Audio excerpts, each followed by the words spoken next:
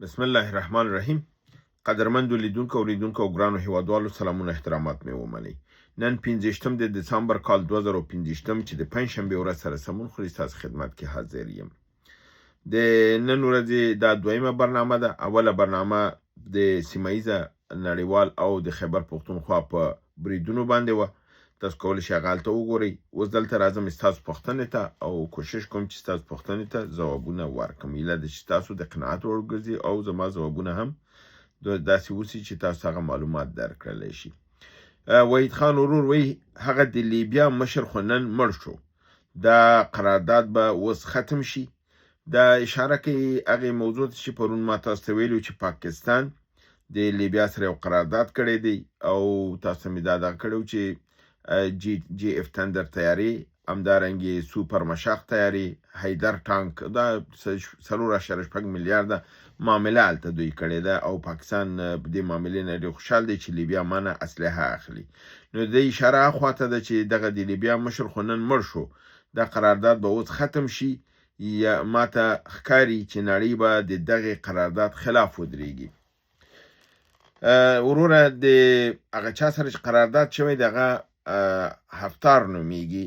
حفتار سره قرارداد شوی دی. خلیفه بالقاسم حفتار د نیشنل آرمی مشر دی او دا د تریپولی کې چې کوم حکومت دی د هغې مخالف حکومت دی. دا په شرقي ساحه کې په د لیبیا بل حکومت دی. دلته دوه حکومتونه دي.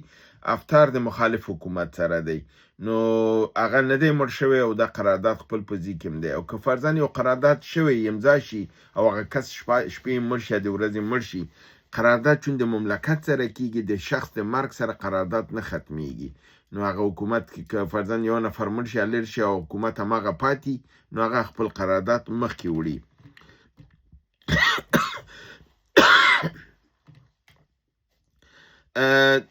دا خبره ستاسو صحیح ده چې امریکا چې ده د گورنمنت آف نیشنل یونیټي، هلته دوه حکومت دي. گورنمنت آف نیشنل یونیټي د اتحاد د ملي حکومت دی چې تریپولی کې دی او د هغې صدر اعظم محمد علي احمد الحداد دی.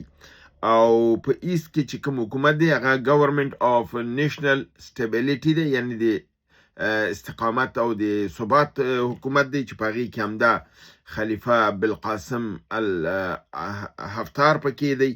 د هغې صدر اعظم چې دی د هغې نوم اسامه حماد دی. نو دلته دا دواړه حکومتونه دي. بیا فرق دا دی چې دا د نیشنل یونیټي حکومت چې دی دا د نړۍ په رسمیت پېژندلی ملل متحد کې د امریکا ورسره دغه لري. خو دا کوم یو چې د مخالف دی چې حفتار پکې دی، دا بیا مصر، عربي امارات متحده او روسیه د سره ولاړ دي. دا په دې باندې مې دا مثال تاسو راوړه چې که فرضاً دی کې دا اختلاف وی چې پاکستان ولې دلته لاړه، د امریکا خلاف مسله ده، نو امریکا به کومه ستونزه جوړه کړي. نو که ایجپت او متحده عربي امارات مخالف حکومت تاییدوي، معنی دا ده چې امریکا دواړو غاړو سره ده، هم هغه حکومت سره ده هم دې حکومت سره ده. بنان په داسې حالت چې مصر هم چې د امریکې لاسپوڅی دی، یونایتد عرب امارات هم دی او روسیه خو خپل مستقل دی. نو که دی دې غاړه په حساب د نیشنل سټیبلیټي حکومت سره د حفتار د ډلې سره، ځکه حفتار د دې ډلې رئیس دی نظامي دی. هلته چې کوم رئیس نظامي مړ شوی دی په جهاز کې 7 تنه نورو سره، هغه د تریپولی د حکومت دغه وژل شوی دی. د شرقي حکومت چې کوم یو کې حفتار دی او مشر اسامه حماد دی، هغه نه دی وژل شوی، هغې خپل قرارداد چې کړی دی. نو دلته دا ښکاري چې د امریکې شاباش پکې موجود دی د دواړو نظامونو کې. د لپاره په امریکا خو چون استخباراتو کې هلته لاس لري او خبرې کوي، د استخباراتو نه کلیرنس ورته ورکړل شوی دی چې دا تریپولي ته تللی دی، هلته معامله یې کړې ده، قرارداد یې کړی، خوشحاله راغلی. په دې بابت کې به دوی ته کوم ستونزه نه جوړېږي ځکه چې د دواړو لوبو کې د امریکې لاس دی. حبیب الله احمدزی ورور وایي چې د پاکستان علماو ناسته په کراچۍ کې د ټرمپ لپاره یو پلمه ده چې پراخ لاس افغانستان کې غواړي پاکستان، او د ده لپاره دا ډرامې جوړه کړې ده چې علماو هغه ستونزه به ښکاره کړي او امریکې نه به دغه وکړي چې زه به تا سره هلته فرضاً کومه مرسته چې کوم دلته به ما سره په افغانستان کې لوی لاس به راکوي. په عین حال کې دوی دا خبره کوي چې د دې چې که چېرته پوځ د پوځ لیږل د غزې نه ډډه وکړي پاکستان د ده نتایج او عواقب به څه پوځ به د کوم څه مشکل سره به مخ شي. او که چېرته امریکا په دې پوه شي چې پاکستان دا لوبه شروع کړې ده د امریکې سره، په هغه صورت کې به آیا په افغانستان کې ورته لوی لاس ورکړي یا که نه کوم بله ستونزه به ورته جوړه کړي. حال دا چې امریکا غواړي چې پاکستان باید تباه شي او په لومه کې راګیر شي، نو دلته خدای د لومې نه بهر وځي او بله لوبه شروع کړې ده. خبره دا ده چې د دې کې شک نشته چې دغه ناسته هم د دې خپله یو ناسته وه چې امریکې نه دی خپل ځان راکړي، مګر دې معنا دا نه ده چې د امریکې نه د فوج لیږلو نه ځان ډډه کوله، نو د امریکې ته دا بله پلمه جوړه کړې ده چې ما ته لوی لاس افغانستان کې راکوي. ځکه چې دغه موضوع چې ده د غزې هلته دې په خپله دا پیشنهاد کړی و، امریکې ورته نه دی کړی. اوس که دی هغې ورته ویل چې ته راشه خو زموږ په شرایطو سره راشه، اوس که دا ترېنه خپه وباسي دا به د ستونزو سره داسې مخ کېږي چې امریکا به بیا د فشار لاندې نیسي او هغه اقتصادي مرسته چې دی سره کېدل هغه به ورسره نور نه کېږي. جان افغان وایي چې آیا ایران پاکستان ته کوم عکس العمل به وښیي که خپل پوځ فلسطین ته ولیږي او د حماس په خلاف په جنګ کې شي؟ ښکاره خبر ده چې ایران نه به حتما عکس العمل راځي، د ډېر اسلامي امت د ډېر ځینه به عکس العمل راشي، تنه ایران نه ډېرو نه به راشي. نور احمد محبت وایي پاکستان نظامی قرارداد جنرال افتر سره او د لیبیا قانوني حکومت اړیکې د ترکیې سره نږدې دي، دا د یو بل سره ټکر کې نه دي، په داسې حال کې چې ترکیه او پاکستان ملګري دي.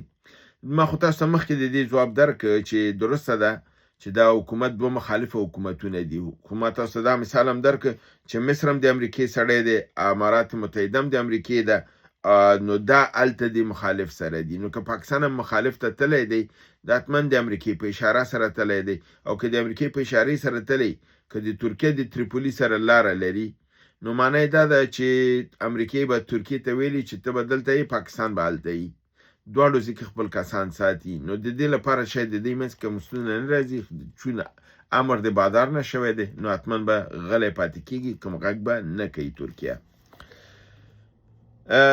صبرینا شفیع خور وایي چې له هند نه دا دغه کړی دی چې زه په هند کې اوسېږم او دلته هغه ورځې د یو هندي سره په خبرو کې په حساب مخامخ شولم، په یو ډیره بده او تنده لهجه سره ما ته دا وویلي چې موږ ناپوهه نه یو، موږ تاریخ لوستی دی، افغانستان زموږ ډیر زوړ دښمن دی، سلطان محمود غزنوي ابدالي دی زموږ خلک وژلي دي، تر څو چې د سومنات قیمت ادا کړی نه وي تاسو زموږ دښمنان یاست.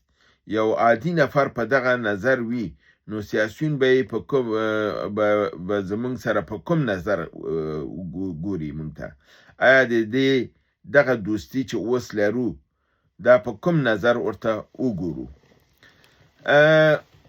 خبره دا ده چې افراد په مملکت کې موږ تاسو کې هم ډېر دي چې همداوس د هندوستان مخالف دي، د مجاهدینو د ډلې نه چې ډېر اکثره سره که مخ شي هغې مخالفت کوي، لپاره دی چې هندوستان په اساس وخت کې د افغانستان سره همیش مخالف خود کې ودرېدلی دی. کله چې جهاد روانو دی د ډاکټر نجیب سره دی ولاړو، کله چې دا اوس جهاد روانو دی د امریکایانو سره ناستو.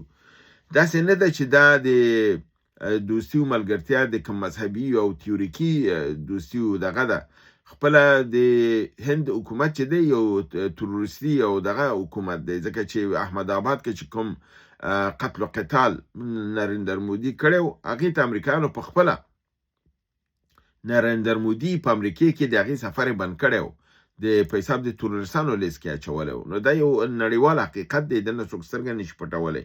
نو خبره دلته ده چې موږ د هغې سره دا اړیکې چې دي په دې اساس نه دي چې فرضاً عوامو دی. دا خو یو سیاسي حرکت دی، د دواړه خپل منافعو ته ګوري. افغانستان د فشار لاندې دی، خپل ګټو ته ګوري. هندوستان غواړي چې د موقعین استفاده وکړي د پاکستان مقابل کې. دلته د مذهبي مسایل منځته نه راځي، دلته تاریخي مسایل منځته نه راځي، دلته موجوده حالاتو سره چې دی د تقابل لپاره یو بل سره آمادګي نیسي. د همدغې صبرینې خور ته یو ځواب حبیبي خور لیکلی و، او د دې لیکلو چې زمونږ دوستي د مسلمانانو سره ده. دوستی مقصد زمونږ د هند د مسلمانانو دوستی ده. یعنی زه فکر کوم چې دا نظر درست نظر نه دی حبیبي خور چې ورکړی دی.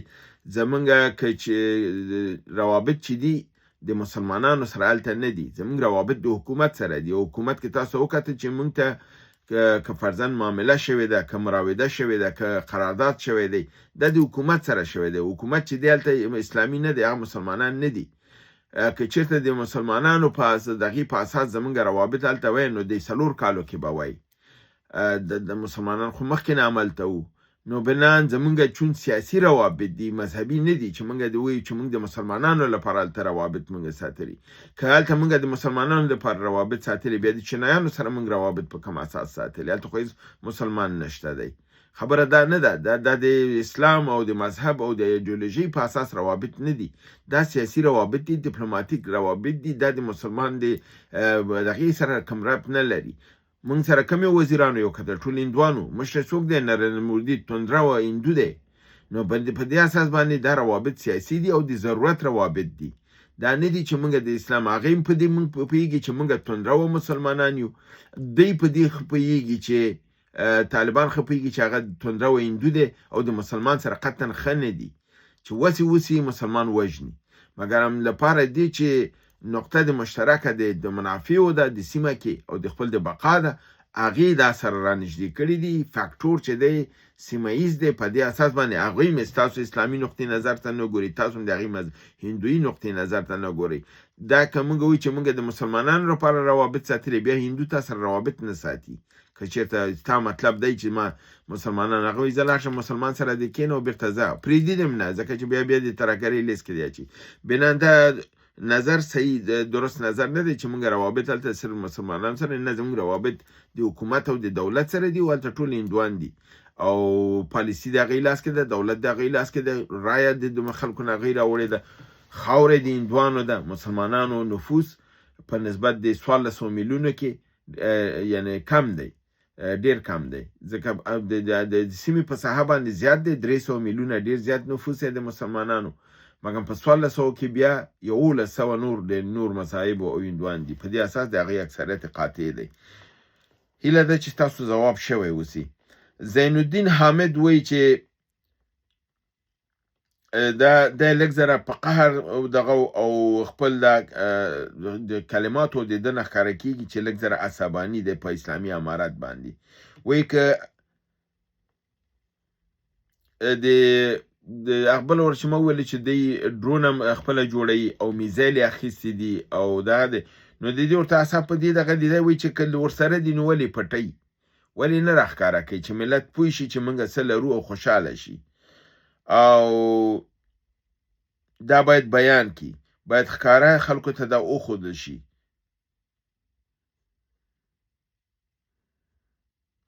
او دی وایي چې روسیې د ایران سره فریب کړی دی، په وخت د ضرورت کې ورسره کوم مرسته نه ده کړې، نو موږ سره به څه وکړي؟ یو خو علت د دې چې د افغانستان خپل اسلحه او دا به نه ښکاره کړي، د هغې علت دا دی چې نړۍ کې او چون د اسلامي امارت په مقابل کې تند موقف دی د غربیانو. هر مملکت چې افشا شي چې هغې مرسته کړې ده، هغه بیا د غربیانو په ستونزه کې راځي. نو حتما به دی دلته دا ویلي چې موږ مرسته در سره کوو، که چین دی، که روس دی، که هند دی، که هر یو وي، د دریو نه مرسته یې کړې ده، هر یو چې کړې ده کوي لګیا دي. نو دا به یې ویلي چې نړیواله سطح یې مه ښکاره کوئ تر څو چې روابط هم بالکل نارمل شي، بیا به موږ ومنو چې موږ دا مرسته کړې. دا یو دلیل کېدی شي. او د ایران سره روسیې دغه نه دی کړی، روسیې بالکل مرسته کړې ده، روسیې ډېره کافي مرسته کړې ده، ډېر میزایلونه او دغه یې ورکه تیاري ورته ورکړي دي. دغه سوخو 15 همدارنګې سوخو 50 هم پروګرام لري، همدارنګې S400 ورکړي، S300 ورکړي دي. د نور د دې محوري د خپل د سټلایټ د بیس نه استولې دي. روسیه او ایران سره ډېر نږدې اړیکې لري. ایران د روسیې سره په دې بابت کې دغه نه دی کړی، دغله لوبه نه ده کړې. نظر حسین ورور وایي چې آیا دا رښتیا ده چې د چین د واخان موټروي جوړوي؟ پاکستان بعضې ملکونه وایي چې چین دا واخان هلته نه جوړوي بلکې د پاکستان نه جوړوي. زه فکر کوم چې دې کې هوکړې ته رسېدلي دي او چین به د راتلونکي کال کې د دې واخانده کې اوس چین ته دا معلومه شوې ده چې د ضرورت لري چې دا واخان به جوړ شي او ایران هم د علاقه ښودلې ده چې د واخان کرښه جوړ شي. ایرانیان هم د چینایان سره خبرې کړي دي چې دا که جوړ شي د ایران لپاره هم ډېر مسایل اسانه کیږي. نو د دې لپاره سیمه ییزه غوښتنه دا ده چې دا واخان به جوړ شي. یوازینی ملک چې مخالفت کوي هغه پاکستان دی، هند، افغانستان، منځنۍ اسیا، ایران او خپل چین د مخالفت نه لري. انشاءالله دا به جوړیږي او په ده باندې به کار شروع کیږي.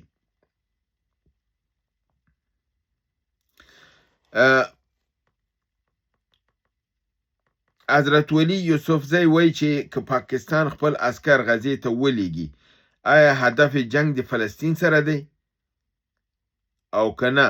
نو که بیا نو که نه دی د څه په خاطر دی هلته ځي؟ بالکل دی د پیسو لپاره ځي، پیسې اخلي او فلسطینیان به وژني او دا تاریخچه د دوی په 1970 کې موجوده ده. ضیاءالله کافي فلسطینیان وژلي دي. نو د دې کې کوم شک نشته دی چې د دې پروګرام هلته ځي. د اسرائیل به نه جنګېږي، دوی به جنګېږي او دا جنګ به د مظلومو خلکو سره کوي او هغه به وژني، خالصلا کوي به، سیمه به تېنه پاکوي او دوی به په هغې سر باندې ډالر اخلي. تقي وایي چې آیا خبر لرئ چې روسیې